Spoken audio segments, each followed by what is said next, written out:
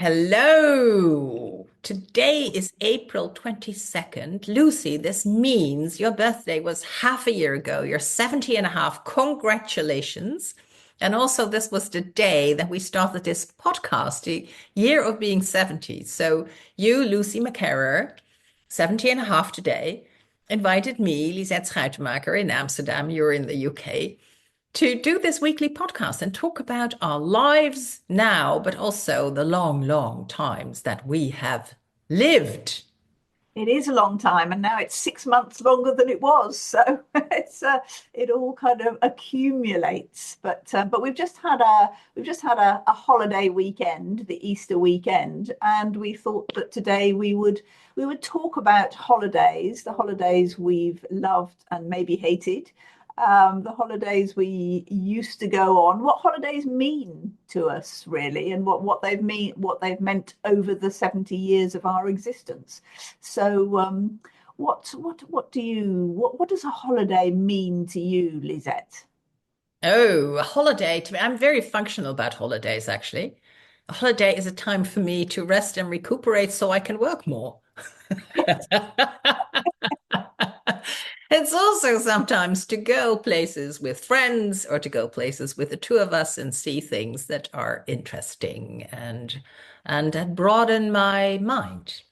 What are they to you, Lucy? Well, I haven't actually been on holiday probably since COVID. I mean, I haven't been out of this country for probably that amount of time as well, even for work. And I feel quite lazy about holidays these days. I feel So that a holiday is work. a holiday is work and work is a holiday. I actually liked having time where I can do the, well, you might consider it work, but I mean, for instance, for me, writing fiction would be a holiday because I don't get enough time to do that because of the other sort of worky things I do the rest of the time. So I kind of took Friday and Saturday this weekend to concentrate on my novel, and that felt like a holiday to me. And I think the other thing that may be different for us is that I've seemed to have had a lifetime of taking family and children on holiday because when you've got kids, you have to entertain them, particularly in the holidays. And going on holiday is one of the things you do, and of course, it's educational for them. It's mind broadening, but it's also quite hard work, really. And you're making the holiday happen for them, and of course you enjoy it to some extent yourself. But I'm finally in the phase, I don't have an empty nest yet where I don't have to take a family on holiday, so I find it quite relaxing not to go on holiday. And that's, I don't know, I'm probably as usual kind of rather odd about that, but I don't look forward to thinking, oh, I've got a week off or 2 weeks off, I'm going to go away and get completely away. I just I quite like being at home just doing different things. I think it's very, very different for us as being like self-employed and self-starting workers, because it sounds to me like you don't kind of move physically, but you move in your mind when you take 2 days to write. Then you go to another place, but you sit behind your trusted laptop on your I mean, trusted chair in your trusted room. Yeah. you're absolutely right. I haven't been on holiday for a long time that I can think of where my laptop hasn't come with me. And my team tends to say that they don't notice when I'm on holiday because I Oh, you're can't still on help top of them. things. I keep on top of things. But Yeah. yeah, But I do like, I mean, I've only had a real job 4 years, which yeah. was a long time ago. And then I had my company. And while I had my company, I had it only for a year. So this must have been like 88. I decided to go away for a month to India. And I had a return ticket and I had nothing. I had only an address because imagine 88, we had no cell phones, right? We had nothing. There was no way of communicating. There was telegrams and telexes and things. And so I was 88, I was 34. I had my company in my communications company on a canal in Amsterdam, all very wow. And then I left for a month And I went to Delhi, and I remember being on the airport and going like, now where do I go? And I asked the taxi driver and just take me to a hotel that is not fancy at all. I just want to sleep. I was actually so tired. So the first day I only slept. And then I knew one person in Delhi, and I'd given my parents his address. He was a correspondent for one of our major newspapers. And otherwise, I just traveled and I traveled by myself. And then for a while, I traveled with an Australian woman. We kind of linked up and were interested in the same things. And I came back floating. Wow. So I know that, my coworkers were like, holy that. I remember having to go to the bank, one of the banks without my major, client. And I remember having to take like twice the time to get there because all of a sudden I saw everything. It wasn't like I was going from A to B, but I was still like a traveler where when you travel without really a destination, you can also clearly look around. And I came back from India also with, oh, here's my doorbell ringing. Oh my, now what do we do? Now what do we do? yeah. I just leave it. Leave. But I came back from India also having kind of inhaled the concept of reincarnation. It's not Wow. that I was talking to people about that so much, but it's like as if it is in the air. And also, I felt so. Remember, I was 34. I was not in a relationship. I was more and more convinced that children were not my thing. And so I had this thought that maybe last time around, I was a woman in India and I'd had 19 children, and my life was my children, and that this time I could have my life. And so that was a very helpful thought. Yes. That God, was really maybe my best holiday. that sounds like some holiday. I was going to say, yes. So sort of all sorts of spiritual revelations and just a kind of free. I've never done that. I've never traveled on my own, and I've never traveled. Well, I mean, I've traveled on my own, but I've never been on a holiday on my own.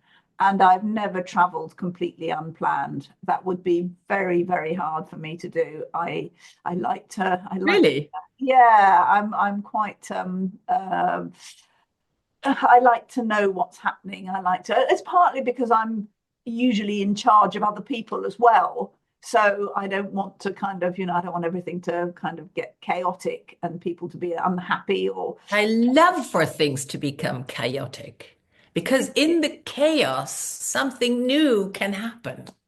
yeah, So that's where we are very different. yes, yes, absolutely. I find new things happening, I suppose, in a kind of chaotic way, but that everything is kind of inside my head, really. It's my subconscious that gets chaotic, and then I feel like I just have to let go and let things happen. But maybe that's a kind of mental holiday in a way. But what kind of holidays did you go on as a child? Did your family do holidays? I mean, Yeah, yeah, they did holidays. They did holidays. And I think, like many others in our age group, it used to be we went to the seaside. yeah, And often we went with another family. So I think that was very wise that the children kind of, were occupied with each other and the parents could read a book maybe for half an hour. yes, yes, And yeah, I don't have many memories of it. I just have my memories are basically my photographs. I don't really have memories. I remember, well, we did go with this one family that had three girls, and the eldest and I were, similar age, but I was always terrified of her. Terrified. I mean, she to me was this truly bossy eldest daughter and with an opinion on everything, whereas I was kind of awkward and shy and an opinion. It was like, wow, oh. And the good thing is she still has opinions about everything, but now we're very good friends. We've become very good friends. Only later. well, yeah, I mean, my family also, it was always the seaside, but we had the kind of rather upper middle class version of having a seaside house in Aldeburgh. And so we just went there every summer, and we spent 8 weeks there, and that was really lovely because 8 weeks. yes, well, pretty much. I think our school holidays were about 8 weeks, so maybe we spent 6.5 or 7 weeks there. But it felt endless. It was lovely. It was just, totally relaxing. Alborough's a small town where, kids can just kind of go down to the town and do stuff, wander around, go down to the beach. But it was quite structured as well. We'd go to the beach in the morning, we would have lunch, and then we would go in the afternoon on an expedition, a picnic, either to another beach or to a church or to a place of interest. And of course, know that because I know this. I we met on recognize holiday. this. Yes, well, we met on holiday and we were two Yeah. eldest daughters, but I don't think either of us were scared of each other, were we? I'm quite sure. No, no, not at all. Not at all. No, so this is the basis of our friendship. When our parents decided that we would go abroad and we would come on this, it was actually a cargo ship Oh, wow. of the company that my father worked for. So we didn't go on a regular ferry. We came on a cargo ship. And my mother at the time was pregnant. Yeah, in the early stages of pregnancy. It must have been July or August, and my brother was born in mid-January. So, so the cook had cooked, and of course, this person from head office was on board with his family. So it cooked this beautiful soup, and my mother ate the soup and then looked for somewhere to throw up because she was always seasick, and then she was also pregnant, and she threw up in the tureen. And of course, the chef was like, "Oh, oh, I've now completely botched it with this, high up person from head office." But it was all. But I don't remember it, but I remember it as a story my mother, told us as a moment of confusion and chaos. But it was, and then we came to Opera and we met all of you, and I think we we of had course two. did not speak English. No, well, I mean, you spoke as, not bad English at all. The rest of your family, and obviously your mother did, your father Yeah. not so much, and your, My father has always had the typical Dutch accent of speaking English, as so many people have. And but I also, another proof point for reincarnation is that I picked up English really fairly quickly, I think. And when I came to stay later, which was maybe 5 years later or so, I could even dream in English. And I thought I must have lived here before. I must have had a life in that language. well, yeah, I mean, the first time I went abroad, I realized actually was when I came to stay with you, and I think I was 12 then. Yeah. And oh no, maybe I no, we had one family holiday. That was probably the year before when I was 11. The first time we went abroad as a family. I mean, obviously my parents went on holiday on their own, usually once a year, but as a family, we went abroad when I was 11. We went to France for a week. We stayed in Fontainebleau. We we hired a tiny little, I don't know what it was, Renault or Fiat or something, and we all piled in and did exactly what we did in Aldeburgh. Went off to see places and took picnics of baguettes and pâté with us, and yeah, no, that It's was so interesting how planned your holidays were because I don't remember that at all, that it was planned. It was more like things happened and then we did things and maybe we took a tour or maybe if the weather was nice. So it wasn't as planned. So that was already instilled in you from a young Yes, age. yes. Well, I mean, you may not have, when you stayed with us in Albury, you may not have noticed that it was planned, but actually every day would have been very, very definitively planned. And we would have gone to, we would have gone in the afternoon to Yeah, we place did make trips. and, then come back and had tea and, all Yeah, the. So I remember all that. when was the first Yeah. time you went? Oh, well, you obviously came to England I from, think that was the first time we went abroad. yeah, But I had no really, I don't know if I had a concept of abroad. I think we didn't have passports. We were all still on our mother's passport or something. Yeah. yeah, yeah. No, I think, and And also when you live on the continent, abroad, well, my father used to make this thing.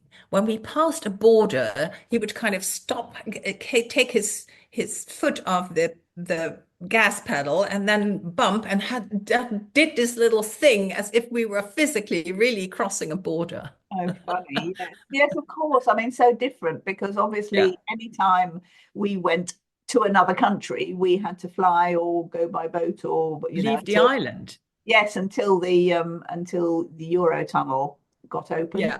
as a whole. Yeah. That made holiday. Connected you in a way. Yeah, yes, it did. It did very much so. Yeah. Yes.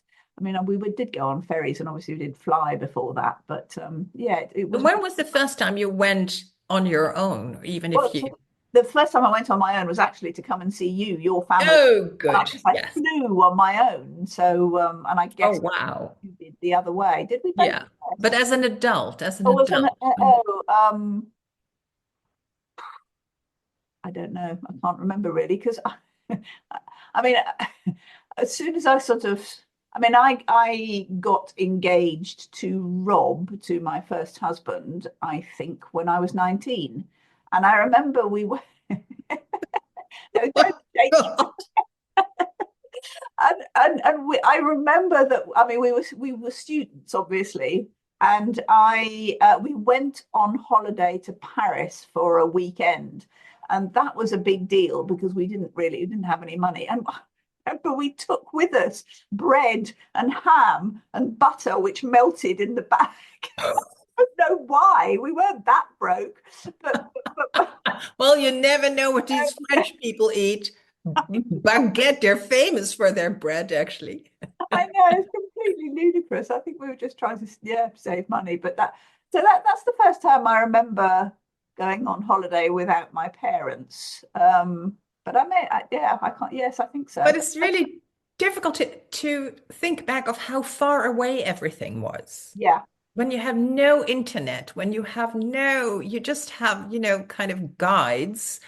And it was so, so, so different. yes, Yeah. yes, it really was. No, I've just remembered that I also got sent on holiday to France when I was about 16, I think, and to learn French. And we were sent to with a couple of friends. We went to Nice, and we stayed in a convent, and we went to Nice University to have French courses, and they were all in French, and we didn't real our French was really not very good, so we just stopped going to that and just went to the beach after a bit and found French boyfriends, and that was Yeah. first kind of yes, kind of a semi-adult holiday. But then, of course, I went to Australia with Rob, and that, as you say, was about as far away as you could get, and there was no Yeah. internet and no other means of communication than the occasional phone call and lots of letters. But then, of course, we would come back on holiday to home, Oh, and I yeah. would call in on other places. I mean, I went to Japan and Russia and other places from there. But we were always desperate to get home. So then our holidays became England more than anything else. But what were you doing holiday wise in your 20s? I remember the first time when I was a student, I had this little Renault 5, no, Renault 6, what was it? It was a little tin with a motor. And a friend of mine also had one. And with six of us, we went to France to see the castles along the Loire. Well, I was very learned. And it was a time when, many restaurants in France, I mean, they did have a toilet, but it was like a hole and you had to kneel down and kind of, we were like, "Ooh." So yeah, that was great. And then my parents wanted us, I think maybe you can confirm this. I think parents have their favorite people in the world are their children. Yeah, And so my parents then thought up these amazing holidays, like a safari in Kenya, or let's go to Brazil, or let's go. And so, you couldn't refuse a holiday like that. So it was very clever of them. yes, how lovely. And And huh? did you enjoy those holidays? Did you get on as a family? Was it fun times or was it a bit of a chore? No, no. I think it was fun times and it was also stressful. There was always some stress here or there, but yes, the things you navigate as a family. And yeah, no, it was also really, the first time in Kenya, the first time in Africa where, the world is so different from here. And and then to go on a safari and meet Maasai people and see, at first you don't know where to look. And then they say, hey, there's a giraffe. And you kind of but you have to look really high up because that little head, you don't really see the body sometimes when they're eating foliage from the trees. And so, yeah, I think my parents have really, broadened my worldview and also made me aware of very, very different circumstances that people live in. And I'm really grateful for that. Yes, yes. Well, one of the holidays that I went on was organized by my mother for the specific reason of expanding my worldview. But I went to help on because she was the chair of the charity Bernardo's childcare charity, basically. And one of the things they did was take deprived children, as they called them then, on holiday. And I was recruited to go along and help. So I went to stay for a week. Actually, it was in an approved school, which is like a borstal. And but that was where it was, you could take the children. And it was in the middle of it was in the middle of nowhere in the country. And the children, I think, came from Birmingham. And they had never been to the country before, and they were kind of from age maybe 12 down to 5, and it They had was never left the city. never left the city, very, very, very impoverished backgrounds, and they just were kind of amazed by everything. And it was, and I remember that to a little brother and sister, they did not know how to play. When they were kind of looking for something to do, the little girl who was maybe 6 or 7 asked for a dustpan and brush so she could sweep the stairs because they just learned. I know it was very, so I mean it did Hmm. expand my view of the world. And I don't know what kind of, and I also met the women who were running it, the social workers. I mean, I just probably, as a kind of 16-year-old or something, I probably just sat there and said nothing, but I was kind of, absorbing all this interesting, different experiences that people had, and how, what kind of holiday this was for those children who had never ever been on holiday Yeah, before, and yeah, possibly, wouldn't for a long time again. So yeah. that was an experience. Yeah, and I think I mean, that's what holidays do in a way, like take you away from your life and give you another experience. And my parents, I wonder sometimes, my parents wanted to see mostly my father, but my mother tagged along and really enjoyed it, wanted to see the whole world. And as they grew older, their destinations became more exotic because they'd already seen lots of places. And so then we traveled with them also. But I remember saying to friends, my parents have no clue how old they are. And now I wonder at being 70 and a half myself, did I start to say that when they were in their 70s? Yeah, Because I saw them traipse all over the place. Yeah, yeah. yeah. I mean, I think I went on the most number of holidays we had when my boys were small, and we did some quite sort of exotic traveling then. I mean, I think one of the most exotic places we went to Jamaica, but we stayed in Ian Fleming's house, Goldeneye. Yes, I've seen it. I was there Yeah. for a magazine. Oh, right. Well, we stayed there because somebody Wow. working with at the time. I mean, it was no longer in the Fleming family. It was owned by Chris Blackwell of Island Records, who was a Jamaican himself, a white Jamaican who started the record company for. And so we went there for 2 weeks, and we stayed there, two families together. It was just absolutely. I mean, it's not a grand house. It's in a wonderful place on the beach. You kind of go down the steps to this amazing private beach, and it Yeah, was so maybe not everybody knows who Ian Fleming is. maybe not. He is the author of the James Bond books. Yes. So yes, no, that's The true. inventor of 007. Inventor of 007. Yes, yes, exactly. And that's where he used to write them, I think. But it wasn't a shrine to Ian Fleming at all. I mean, it was simply a kind of quite um, yeah, well, it was very nice, but it wasn't grand. And there were two very nice, a housekeeper and cook, and sort of groundsman who were married and lived in, so they looked after us. That was very nice.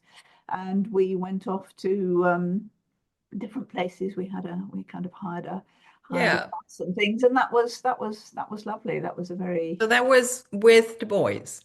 that was with the boys. They were, I don't know. And was that from Australia? No, no, we were back in England by then. Oh, back in England. Yeah, Okay. yeah. So, Yeah. so it was with them and then another family who had two children as well. So yes, I mean what you say is absolutely right. When you're holidaying with children, it is ideal to go with another family so that the children entertain themselves for at least some of the time. Yeah. But that was also the sort of period, I suppose that was the 80s and 90s. That was also the period where package holidays, cheap travel, cheap airlines kind of were becoming much more prevalent. And going on holiday was a thing much more than it used to be, I think. Was that the Mm. same in the Netherlands? Was there a sort of I don't really know. I haven't kept track of those things. And also because I had no children, I was never bound to those holiday times. no, no, no, And of course. because I am a person of privilege and my family is a person now, persons of privilege, I don't think, we went on these package tours, but certainly, I'm I mean, sure you didn't. flying became cheaper. It was not, it became easier like it is now. Yeah, yes, And absolutely. I suppose I really haven't thought of this before, but I suppose, being being, living on an island, travel was always and holidays were always much more of a thing. You could just drive and get somewhere warmer or or colder to or ski. colder. Yeah. Yeah.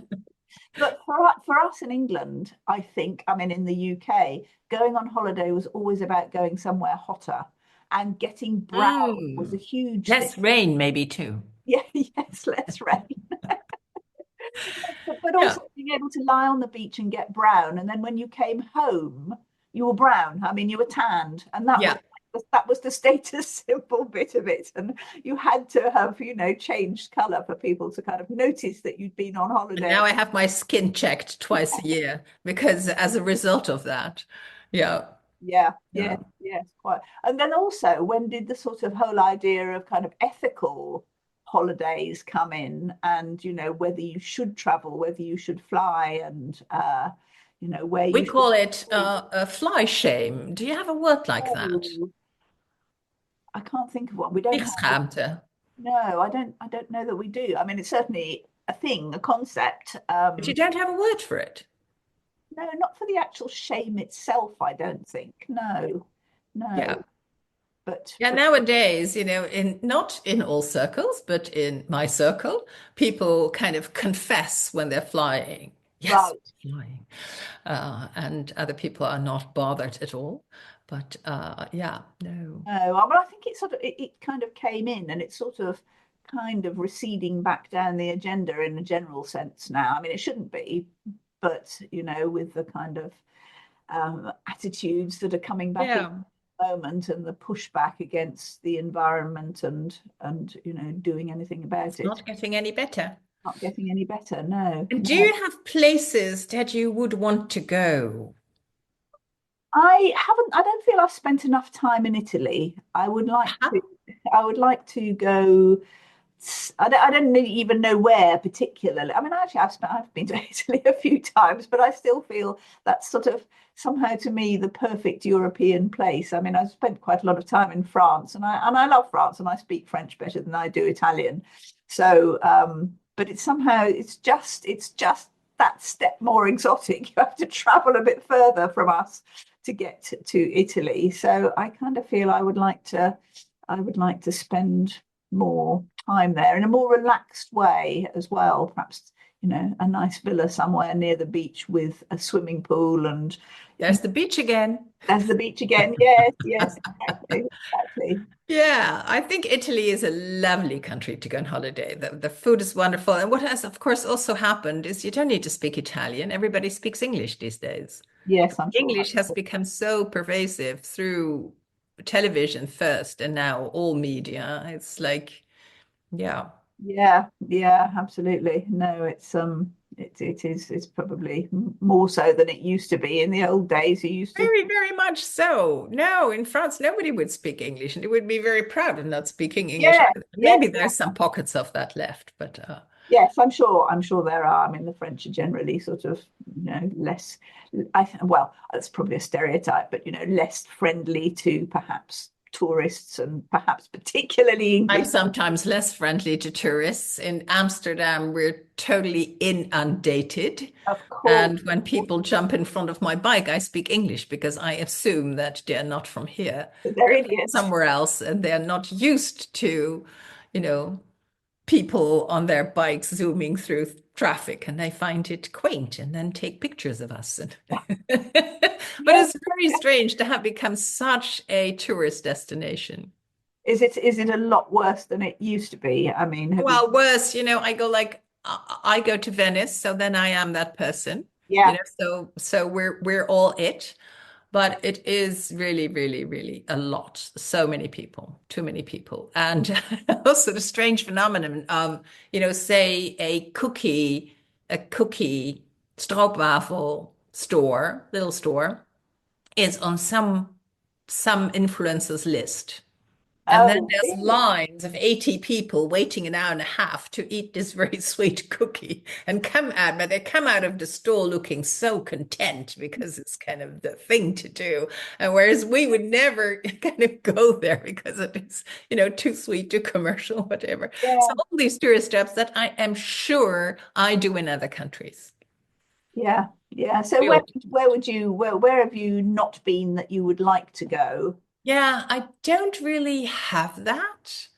We were once for 2.5 weeks, we were in Japan, and I would love to go back to that really mysterious country.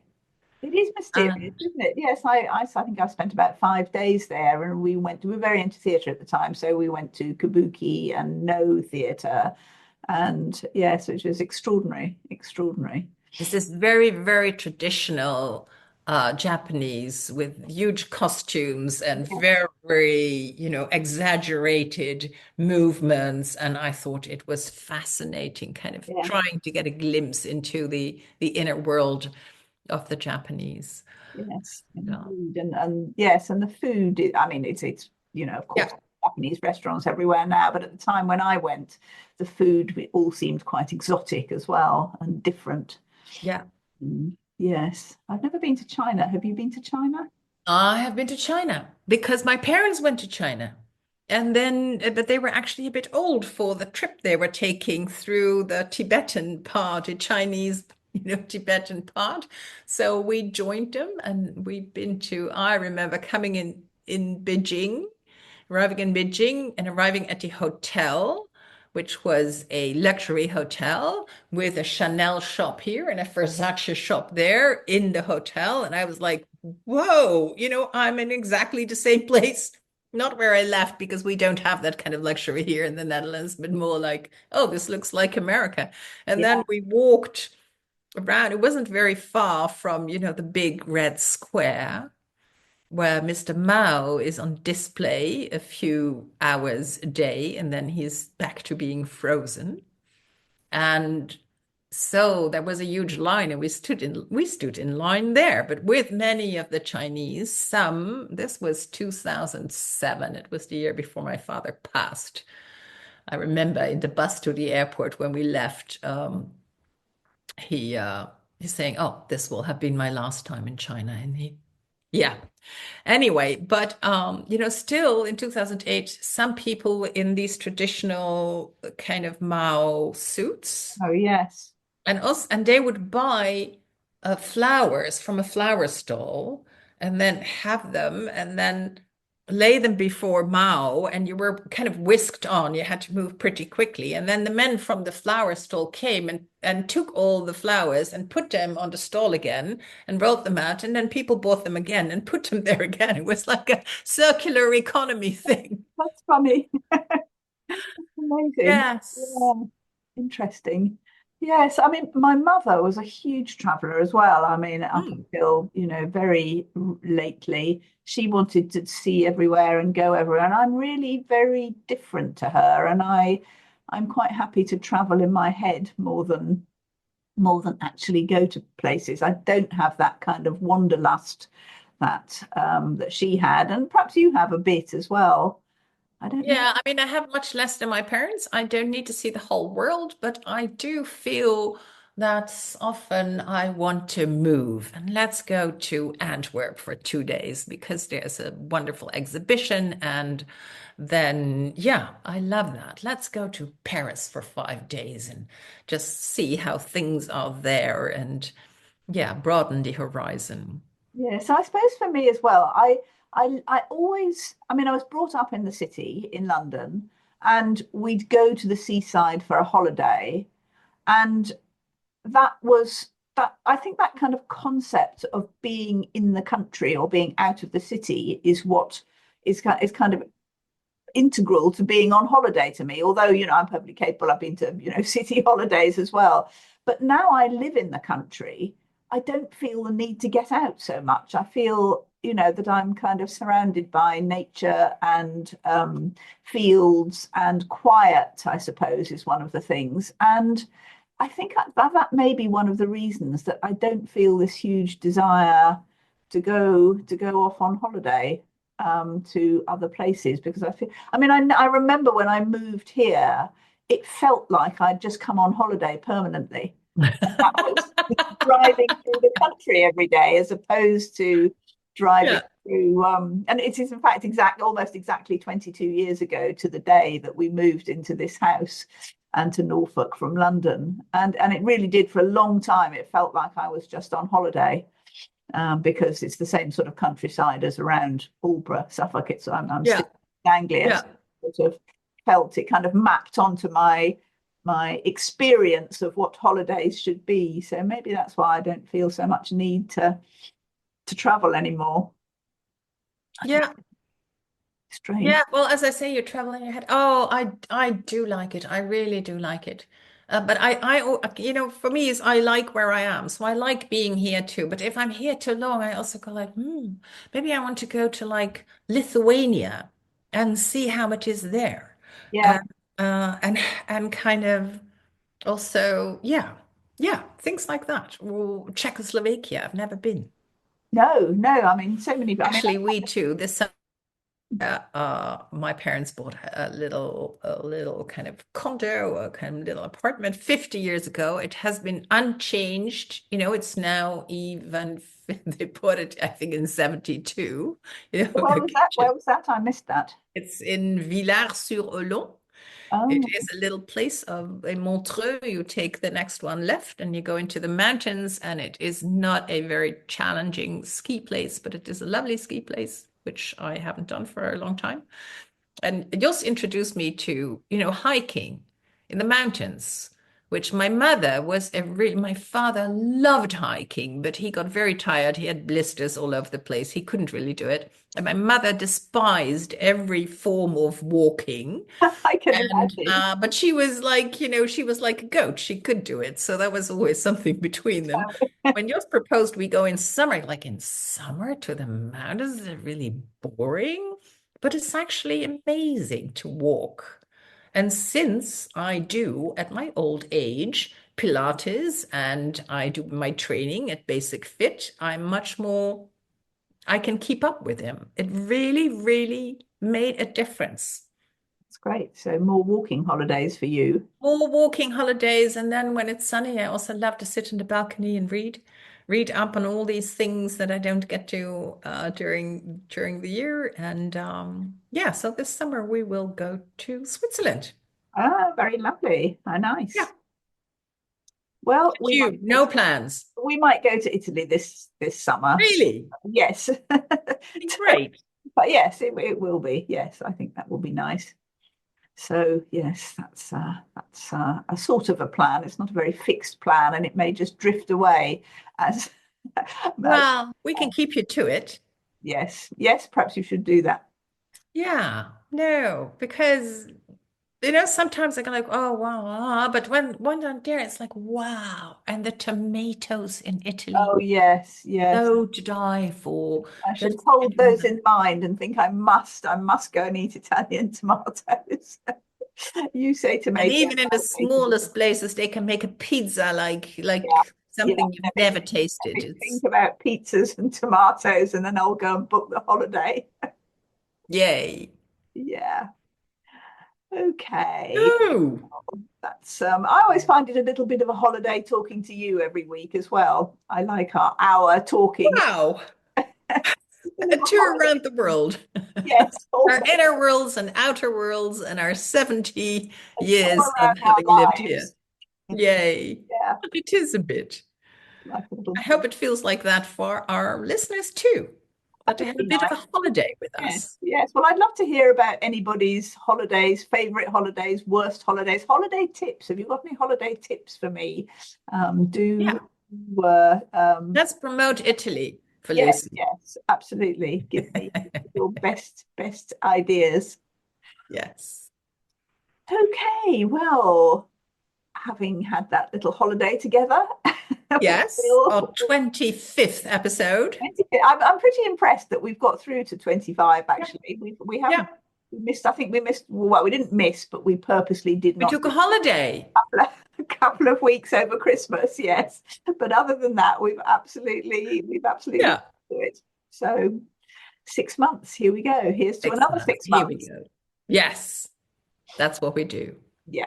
Okay, my dear. See you next week. See you next week. Bye.